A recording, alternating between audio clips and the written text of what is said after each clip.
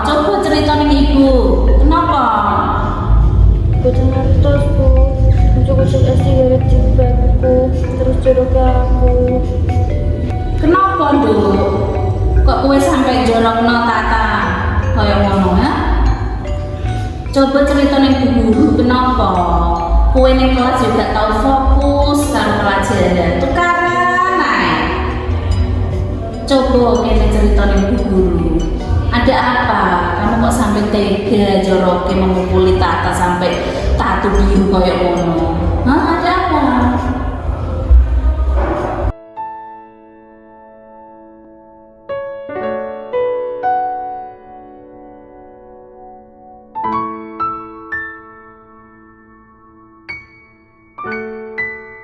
Maksudmu ki piye? Aku kerja siang malam ora kok anggap kok padake jarang kok piye aku. Halah kerja apa to, Pak? Wong kerjamu cuma ngalor ngidul mulon netan rak jelas-jelas. Aku ki kesel, Pak, sembarang dhewe tuku beras dhewe, bayar sekolah dhewe. Sek sumbangan pirang-pirang ki aku kabeh. Wis sakene kowe kabeh lho, Bu. Lah Kowe langsung gatel. Lah nyatane ora ono. Apa-apa serapete kok tunggu. Ora ono. Aja ora ono wis boh iki aku bingung pokoke. Gak mau tahu.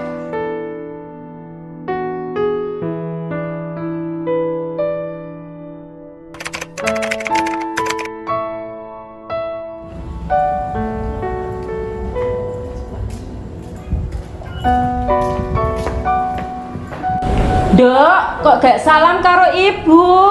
Iki lho ana Bu Endang, Bu Ris lan Bu Ani. Kok ana suara ya?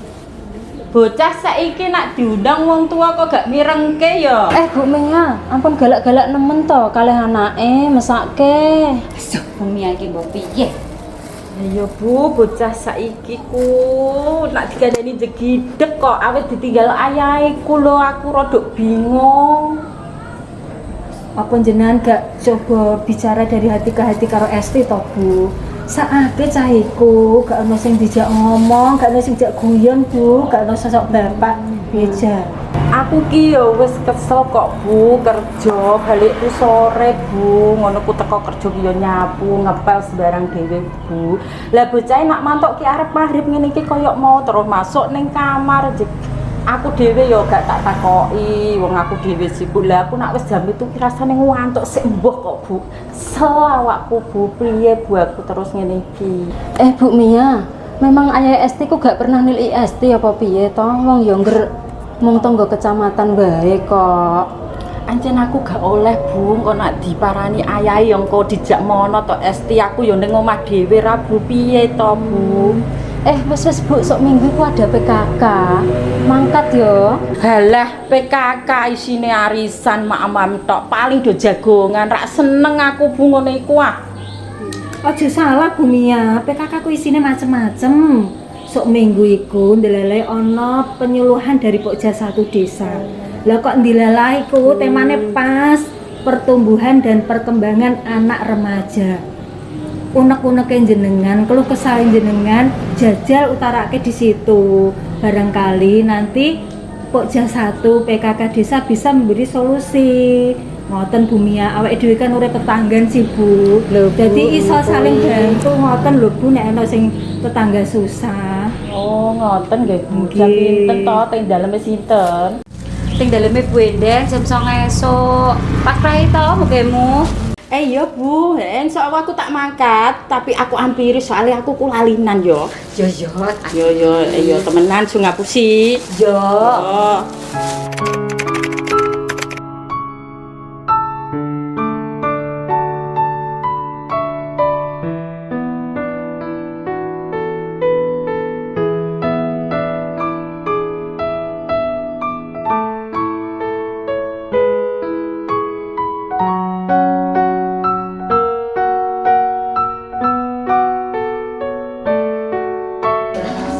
Assalamualaikum Bu Ibu.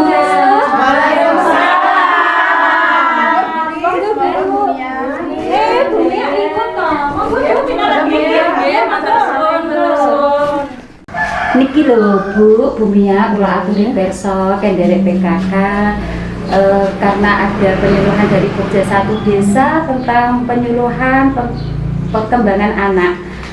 Ngoten nggih, Bu. Nggih. Nggih, kula nggih matur suwun nggih Bu, kula pun ngertos acarane dipun Nggih Bu, nggih sami-sami. Nggih, sampun cukup nggih pun kempal sedanten iki anggotanipun. Nggih, Sampai sampun. kita mulai acaranya. Nggih. Bismillahirrahmanirrahim. Assalamualaikum warahmatullahi wabarakatuh. Waalaikumsalam warahmatullahi wabarakatuh. Yang kami hormati di sini Ibu Nasiro sebagai Ketua PKK RW 1 dan ibu-ibu semua yang kami sayangi dan kami banggakan. Pertama-tama marilah kita panjatkan puji dan syukur kehadirat Allah Subhanahu wa taala atas limpahan rahmat dan nikmatnya pada hari ini kita bisa berkumpul ya Bu. Sholawat serta salam marilah kita panjatkan kepada junjungan kita Nabi Muhammad SAW yang kita tunggu syafaatnya besok di yaumil akhir. Amin. Ibu-ibu yang kami sayangi, yang kami hormati, perkenalkan nek dereng kenal nggih, nami kula Sukatmi, saya termasuk pengurus Pokja 1 PKK Desa Setro Kalangan. Di sini saya akan menyampaikan tentang pola asuh anak di zaman sekarang. Nggih. Ini merupakan kegiatan yang sudah direncanakan oleh PKK Desa Setro Kalangan.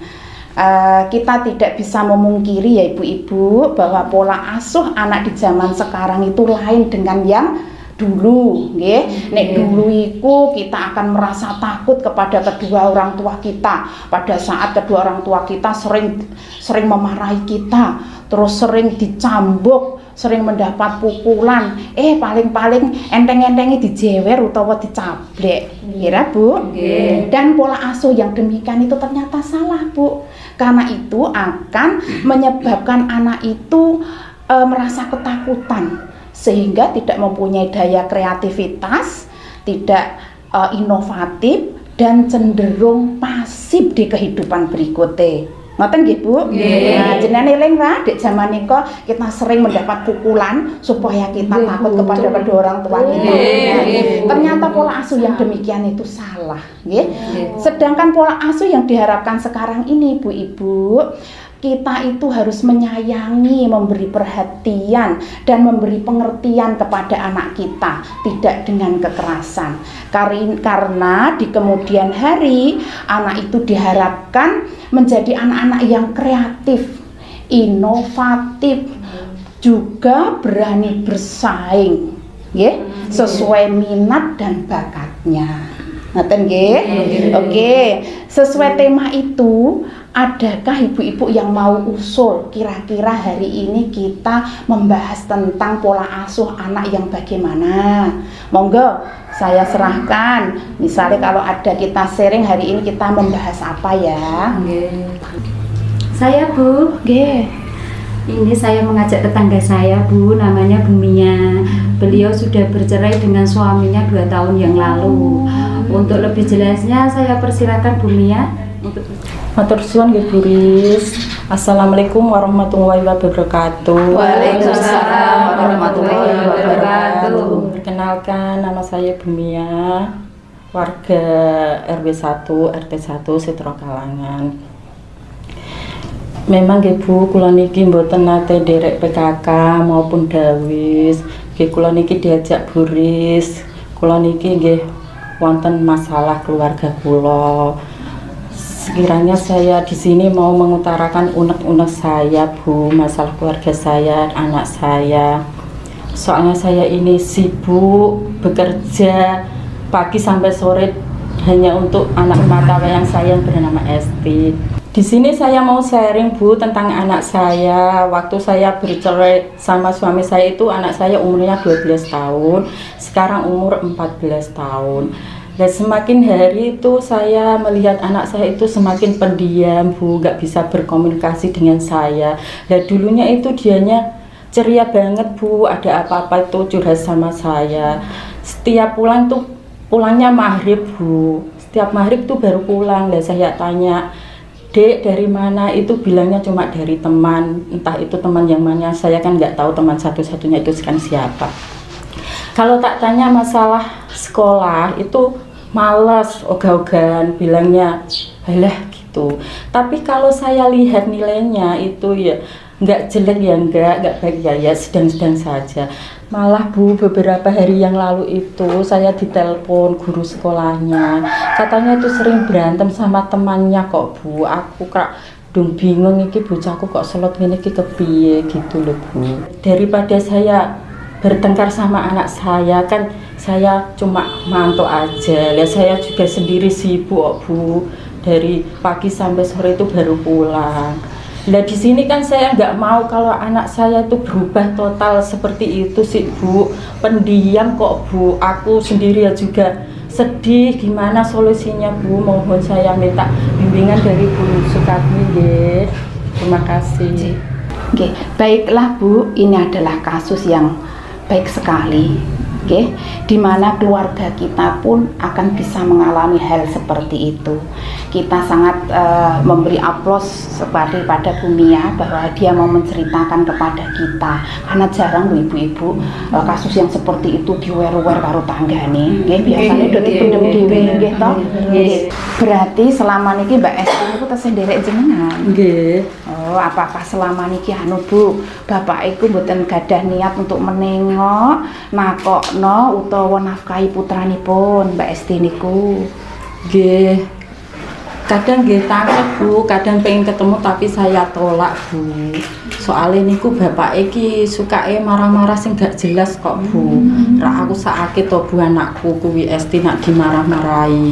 Aku ya sini ancen tak tolak nak pengen ketemu Bu. Ancen aku gak terima Bu nak anakku diring-ring terus gak jelas ngono.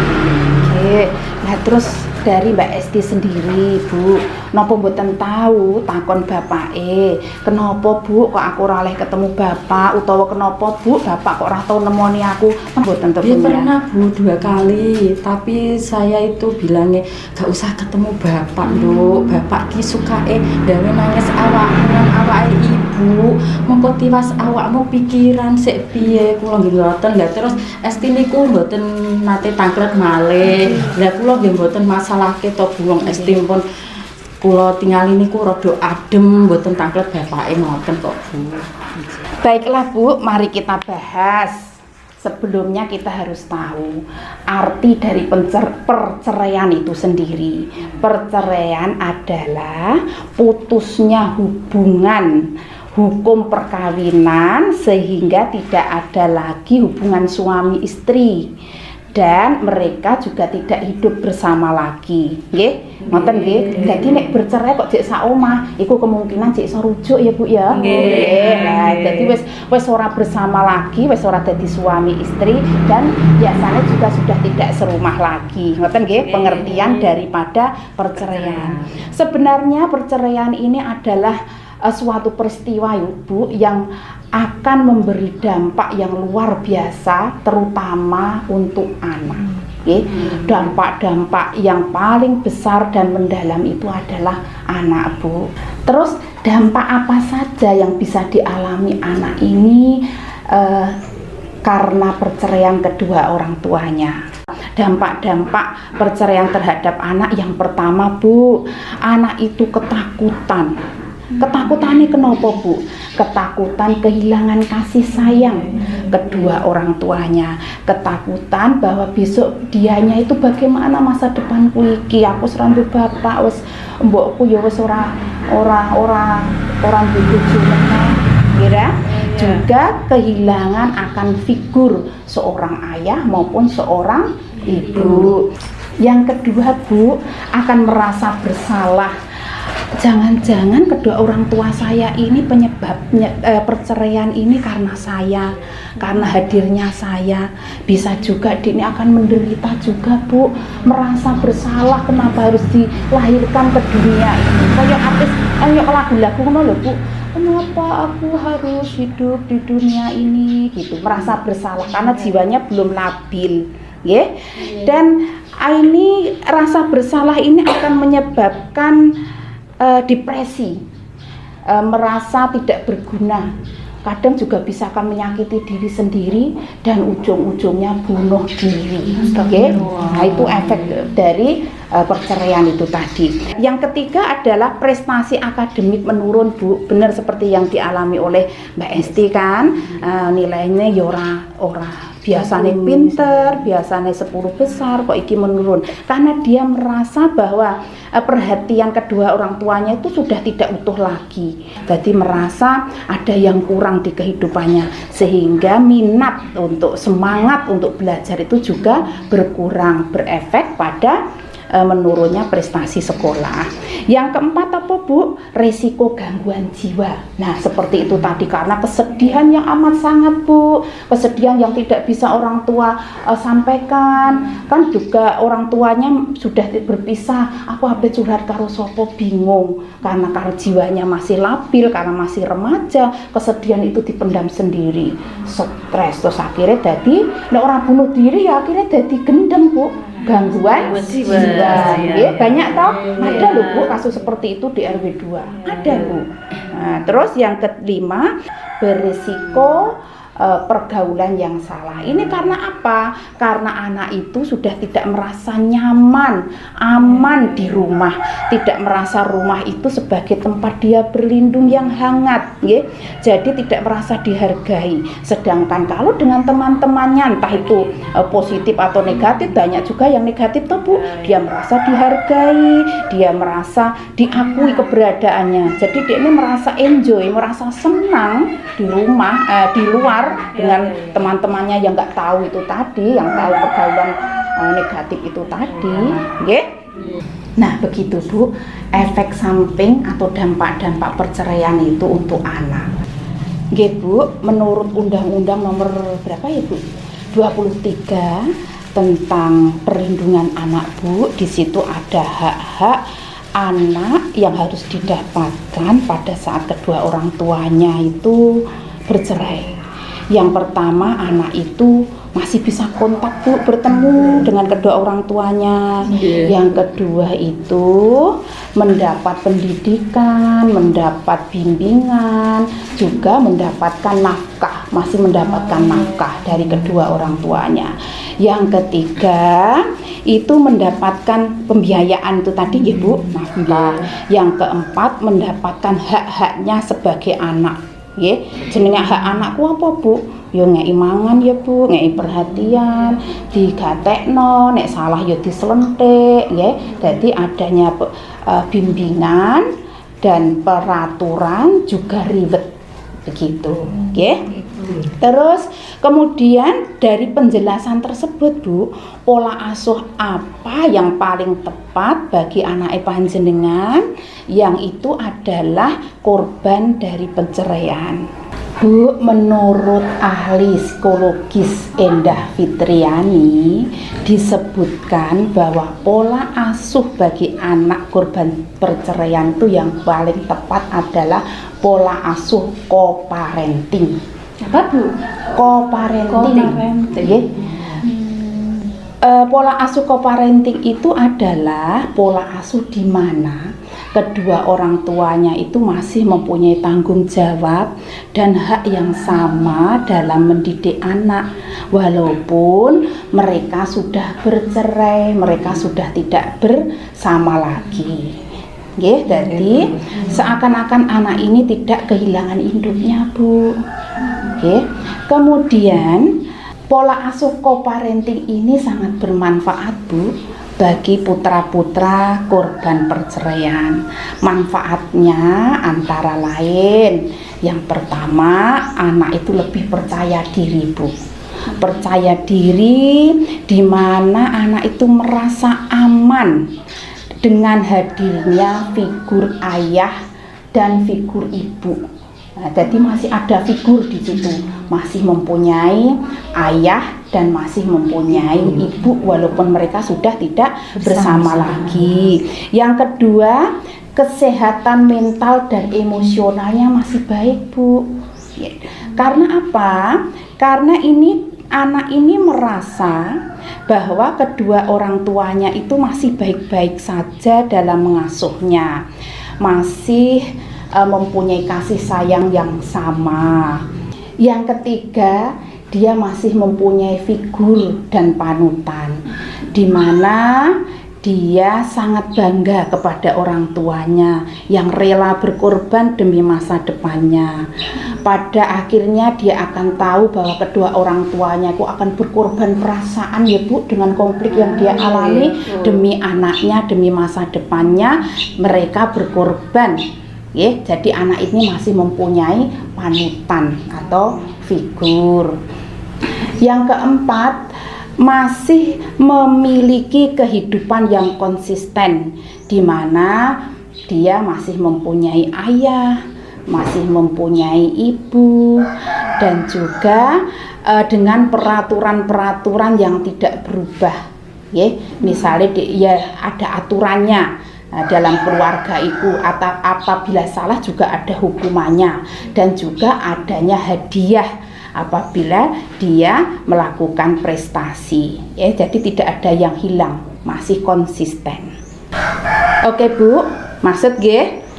Jadi betapa manfaatnya metode co-parenting ini. Oke, metode pola asuh anak co-parenting ini itu akan berhasil Bu apabila didukung oleh kedua belah pihak. Oke, mesti orang carane kepiye metode ini berhasil dengan segala konflik ya Bu ya, konflik maupun apa itu tadi dengan masalah itu, ada banyak hal yang harus dikorbankan untuk keberhasilan metode co-parenting ini. Yang pertama, kedua orang tua itu harus bisa mengendalikan emosi Bu dan tindakan. Jadi harus bisa mengendalikan emosi dan tindakan. Contohnya apa Bu? Jangan menjelek-jelekkan mantan di depan anak Bu. Ini akan membuat anak itu tidak percaya diri, tidak percaya lagi karo ibuke karo anake. Ana ngene pakane ngelek-elek ibune, ana ngene ibuke ngelek-ngelek bapake, nggih. Nah, terus yang kedua, lebih baik komunikasinya itu jangan lewat HP Bu, ketemuan langsung, karena lewat HP ku sok kadang salah pinahan. Kira, nah salah paham, jadi lebih baik dibicarakan dengan baik-baik di luar. Yang ketiga, jangan melampiaskan emosi negatif pada anak Bu. Misalnya songko anyelera Bu, misalnya ya, karena jenengan bercerai itu karena bapaknya korupsi utawa bapaknya ku terpidana apa, terus akhirnya jenengan jaluk cerai, ya aja ngomong kayak gini Bu karo anak, oh dasar anaknya maling, utawa oh dasar kowe iku anaknya koruptor. Tidak boleh, itu namanya melampiaskan emosi negatif kepada anak. Ini jengkele karo bapaknya tapi dilampiaske karo anak, itu yang nggak boleh. Selanjutnya, jangan melibatkan anak dalam konflik. Nah, seperti Bu Miat ya Bu, jangan misalnya jenengan lagi bertengkar karo bapake, tidak boleh anak itu mendengar. Kalau bisa bertengkarnya di hotel Bu ya, atau di luar ya, jadi anak itu tidak mendengar. Dengan begitu besok ada saatnya, ada waktunya nek wis gede, kita bicarakan bareng-bareng sama anak, memberi pengertian. Nang, Nduk Esti, aku ndek ikut cerai karo bapakmu mergo koyo ngene, Nduk. Nah, itu pada saat nanti anak itu nanti menerima, nggih. Nggih. Syarat yang kedua Bu, agar co-parenting itu berhasil, yaitu dengan perbaiki komunikasi dengan mantan. Perbaiki komunikasi Bu, nggih. Perbaiki komunikasi di sini menganggap mantan itu sebagai partner bisnis. Nah, endingnya yang di bisnis kayak apa Bu? Pekerjaannya apa itu? Mencetak anak. Endingnya apa Bu? Anaknya akan menjadi anak yang sukses, yang sesuai yang jenengan inginkan, ya. Terus berkomunikasi sejauh itu kepentingan anak saja. Nah, jangan konek komunikasi jenengan apik-apik ngomong malah ngungkit-ngungkit masalah konflik, akhirnya tukaran meneh. Harus benar-benar bisa meredam emosi nggih Bu. Kemudian hal yang paling mendukung juga, komunikasinya juga harus rutin Bu, harus konsisten ya, itu sepanjang kepentingan anak. Terus yang selanjutnya adalah ojo manfaatke anak Bu. Anak dimanfaatkan balas dendam karo mantane. Misalnya kalau sudah terjadi hubungan komunikasi yang baik, pada saat anak nderek jenengan, misalnya di mantane jenenganku di sana tidak boleh belajar dengan pegangan HP, misalnya hal yang kecil saja ya Bu. Sekolah atau belajar kok nggak boleh pegangan HP. Lah pada saat jenengan rawat jenengan karena pengen menarik perhatian anak itu supaya lebih condong ke jenengan bilang, nek karo mama iku oleh sinau karo dolanan HP, nek karo papa ora. Nah itu ndak boleh Bu, seperti itu akan merusak nanti hubungan, nggih. Yang ketiga Bu, dalam pola asuh parenting ini juga orang tua harus satu tim, satu kata, satu kesepakatan. Nah ya, misalnya apa? Misalnya mengikuti jadwal kegiatan anak, misalnya jika rapot, sekali-kali juga harus berdua. Kalau misalnya di sekolah itu mewajibkan kedua orang tuanya ngambil, ya silahkan ajak si mantan itu tadi untuk ngambil, ya. Kerjasama dalam satu tim dalam membuat peraturan urusan kesehatan anak dan pendidikan, ya. Nah, jadi dibicarakan berdua karena itu adalah anak berdua. Ada mantan istri, tapi tidak ada mantan anak Bu, nggih. Anak tetap punya kalian berdua. Terus merencanakan segala hal itu berdua, jangan didominasi sendiri. Nah, nggih. Terus kemudian yang keempat, menjelaskan pada anak akan adanya masa transisi, masa peralihan saja. Akan adanya dua rumah ibu dan rumah ayah. Di mana jenengan ya sesekali memberi kesempatan untuk anak atau menjadwalkan anak itu untuk ikut ayahnya. Nah, dukung dia pada saat ikut ayahnya. Walaupun mangkel-mangkelin jenengan aja diketok-ketok ke karo anake. Entane ngewangi beres-beresi klambine. Nduk, kowe ape yang ngene ayah, klambine iki wae. Terus memberi pengertian kok nek enek nggone ayah kudune sregep dan lain gitu ya Bu. Pokoknya jangan timbulkan energi negatif, ya. Yang berikutnya itu pada saat anak ini pulang ke rumah panjenengan, ya aja terus koyo seakan-akan ngorek ya Bu ya. Jadi jenengan tetap bersikaplah positif. Jadi anak itu merasa percaya, oh ibuku ternyata baik, ayahku juga baik. Jadi anak itu ora kepikiran. Monggo ibu-ibu ada yang mau bertanya atau ada yang tadi kurang jelas yang bisa saya jelaskan lagi. Monggo. Sampun Bu, sampun jelas. Oke ibu-ibu, pada pertemuan kali ini kita tadi membahas tentang pola asuh anak korban perceraian. Kenapa kita bahas seperti itu Bu? Karena semua keluarga itu tidak menginginkan adanya perceraian, tapi karena suatu konflik yang namanya manusia ya Bu ya. Nah, itu bisa terjadi kepada keluarga siapa saja.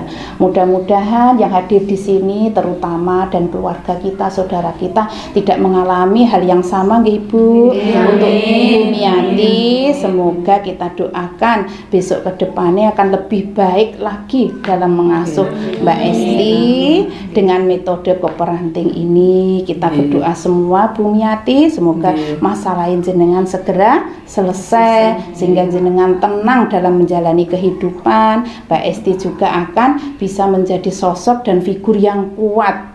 Demikian Ibu.